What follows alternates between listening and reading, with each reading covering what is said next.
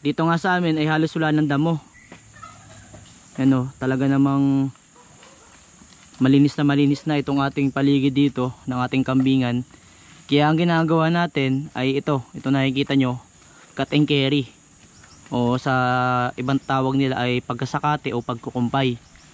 At ngayon nga, ang binigay natin ng mga dahon o halaman, dahon ng puno ay itong dahon ng tibig. Tapos meron din tayo ditong ipil-ipil. Yan, tapos may mga konting clover crop. Yan yung mga pinapakain natin ngayon sa ating mga alagang kambing. Hindi pa tayo nakapagbigay ng feeds sa kanila dahil naubusan tayo ng feeds at tayo ngay bumibili pa ngayon. Bibili pa pala tayo ng feeds. At siguro mamayang hapon ay meron na tayong isang sakong feeds uli para dito sa ating mga alaga. At syempre kapag ganitong mainit ang panahon ay napaka-importante talaga na magbigay tayo ng tubig dito sa ating mga alaga. Dahil ang nagiging pangunahing kinamamatay ng ating mga alaga kapag sobrang init ang panahon ay nahi-heat stroke sila. Yun nga, may nag-comment nga sa ating mga vlog na bakit daw hindi natin ginugupitan itong ating mga tupa dito kasi sobrang init nga ng panahon. Sabi ko naman, pansin nyo dito sa ating kambingan, napakalilom naman. Ito nga pala hindi na natin nilalabas itong ating mga tupa at saka itong ating mga kambing. Tayo lang dito ay nagsasakate na lang o nagkukumpay nga. Kaya para sa akin, okay naman na kahit hindi na gupitan itong ating mga tupa. At the same time, wala nga din kasi tayong gunting o panggupit. Kasi nag-try tayo minsan, sobrang bilis na pumurol yung ating ginamit na gunting. Ay hindi pa naman tayo nakakabili ng ano talaga, yung pangkat talaga sa buhok nitong ating mga alagang tupa dahil medyo pricey. Nagtingin tayo sa Shopee, almost 8,000. So mabigat yung para sa atin. Halos 4 na buwan na yun o 3 buwan na pakain o 3 buwan na kumbaga 3 sako na ng feeds yun sa loob ng 3 buwan mapakain natin yung feeds na yun. So para sa atin mabigat pa yung price na ganun, kaya hanggang ngayon tsaga-tsaga muna tayo dito. Yung ginagawa natin sagana naman tayo sa tubig. Hindi na lang ginagawa natin tubig na merong molasses yung ating binibigay dito sa ating mga alagang tupa. Ito yung ating isang native na kambing na ano na siya. Ito yung magkapatid, ito ang kanyang ina. Na ano sila, na bansot. Dahil hindi ko alam, sadya sigurong maliit itong kambing na ito. Sadya naman talagang maliit. At wala na talagang ganyan talaga yung kanyang katawan. Kahit anong gawin nating pataba. Halos, ang ginawa natin dyan, pinurgan na natin, binigyan na natin ng vitamins, nirukan natin ng vitamins. Tapos, tinambakan natin ng maraming pagkain, pero ganun talaga yung katawan nila. May mga kambing talaga na payatin kahit anong gawin natin. Dito nga sa ating kambingan is namumroblema nga tayo dahil napapansin nga natin na namamayat sila. Siguro dahil nagkukulang tayo sa supply ng pagkain, pero hindi naman tayo totally nagkukulang dahil sobrang namang dami ng ating ding binibigay na pagkain dito sa ating mga alagang kambing. Siguro ay nagiging stress na rin sa kanila yung init ng panahon. Ito na yung ating isang bagong panganak ng ating isang tupa. Ito yung ating pang 3 tupa na nagdagdag dito sa ating mga alaga. So ito ay isang lalaki. Wala pa siyang 1 buwan. I think 2 weeks pa lang to. Itong ating tupa na ito. Yan. Super cute niya Yan. Ang laki na agad. Napapansin lang natin dito sa ating mga alaga. Pag pinagkumpara natin yung ating alagang tupa at saka yung ating alagang kambing, mas malaking kumpara natin yung native at saka dito sa ating mga tupa, mas mabilis lumaki ang tupa kaysa mga native na kambing. Isipin nyo itong tupa natin na ito, yan ito. Nag-iisang anak lang kasi siya, kaya lalaki ng ating mga tupa. Hindi pa tayo nakakaranas na mag-twin sa mga anak ng ating mga tupa. Lagi silang isahan kung mga anak. At ngayon nga ay tinatarget natin na tayo ay makabili ng isang ram na Dorper breed. Isang breed ng tupa na ang tawag ay Dorper. At syempre magdadagdag pa rin naman tayo ng mga inahin, bagong iwi. Yan. Ano bang iwi. o yung sa Tagalog ay babaeng tupa, para makapagparami rin tayo ng mabilis. Kasi napapansin natin, napakadaling alagaan lang ng tupa kumpara sa mga kambing. Kumbaga sa tupa, wala pang ilang minuto o ilang oras, malakas na yung tupa.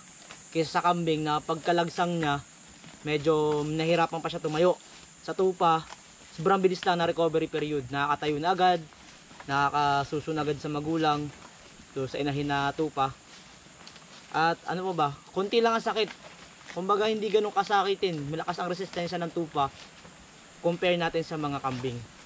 Kaya nagplatayo tayo ngayon na bukod sa ating mga kambing ay magparami na rin tayo ng tupa. Ang isang disadvantage nga lamang sa pag-aalaga ng tupa ay syempre wala pa tayong ganong market. Hindi pa masyadong kilala ang tupa dito sa amin sa Oriental Mindoro. Unlike sa kambing na established na. Pero hindi pa naman ganong karami talaga yung kambing dito sa amin sa Oriental Mindoro. Unlike sa ibang lugar. Pero katulad nga ng tupa, katulad nga ng kambing, ang tupa ay napakalayo pa talaga ng bilang. Sobrang layo. Kaya yun nga, gusto natin mag-establish tayo yung makilala na magtutupa dito sa Oriental Mindoro. Kumbaga, ang pag-aalaga ng tupa ay hindi ganoon kabigat kaysa sa pag-aalaga ng kambing. Bali, ito nga pala yung ating tupang ito ay wala pang pangalan.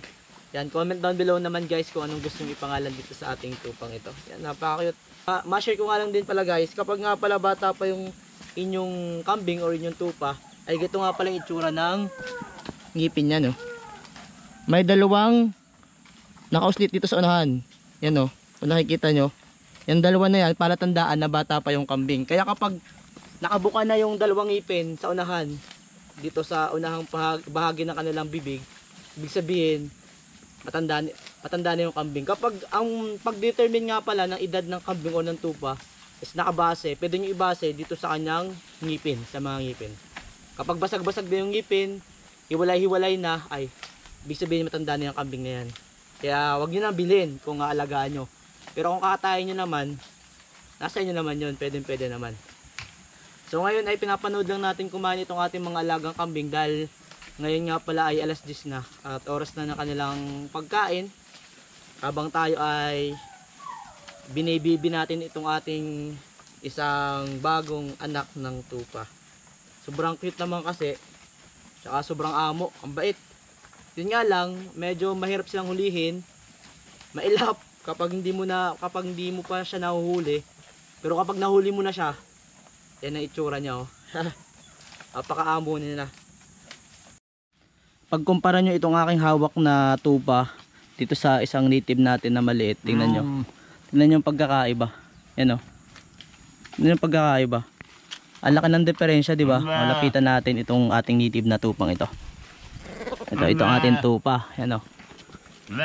Pag pinaglapit natin, no, halos magkasilaki lang, pero ito ay 3 buwan na ata ito. Napakaliit pa. Yan, doon na yung ating tupa sa kanyang inanay. Sumususo na siya. Hi little kitty.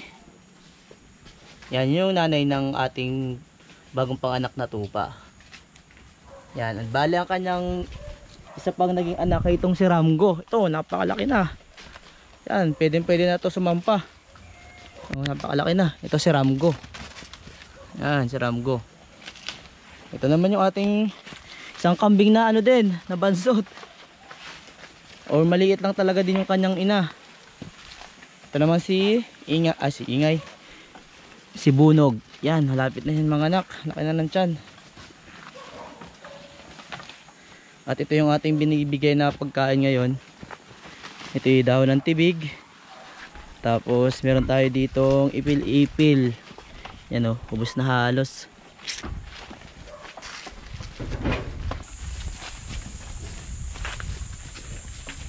Bali ngayon naman ay magpapainom tayo nitong ating mga alagang kambing at saka itong ating mga alagang tupa. Itong tubig na nilawakan natin ng darak. Siyempre naglagay din tayo ng vitamins. At itong ang BMP 100 yung ating nilagay. na vitamins dito sa ating pinapainom natin sa ating mga alaga. So ito ay subok na natin, BMP 100 ng Battlecock. Ito ay subok na natin dito sa ating mga alagang kambing at saka dito sa ating mga alagang tupa. Talaga namang alalakas nila kumain kapag tayo nagbibigay ng vitamins. Ito nga palang BMP 100 ay water soluble, kaya pwede nyo ito ilahok sa inyong inumin, sa inyong mga alaga. Battlecock, baka naman. Ay, ito na.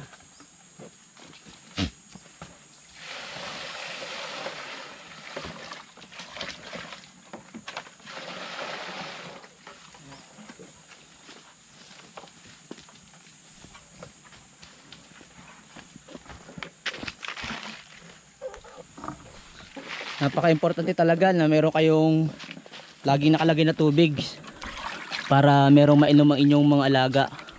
So naubusan tayo ng molasses, bibili pa rin ulit tayo ngayon para tayo magkaroon ng molasses. Yan, yan ang mga importanteng dapat natandaan natin sa mga ganitong uri ng panahon. Kapag sobrang init, dapat lagi tayong may nakareserbang tubig. Napakahalaga yan para sa kalusugan ng ating mga alaga, para iwas heat stroke, iwas UTI. At the same time ay nakakatulong din yan para makapagpalusog, makapagpaganda ng katawan ng ating mga alaga. Siguro hanggang dito muna natin tatapusin itong ating vlog, at maraming salamat nga po pala sa mga patuloy na sumusuporta dito sa ating YouTube channel. At paki-like and subscribe na nga rin po pala, paki-share nitong ating vlog para marami pa rin po tayong mga maabot na mga viewers, maka-inspired tayo ng ibang mga kabataan na mag-pursue din sa farming.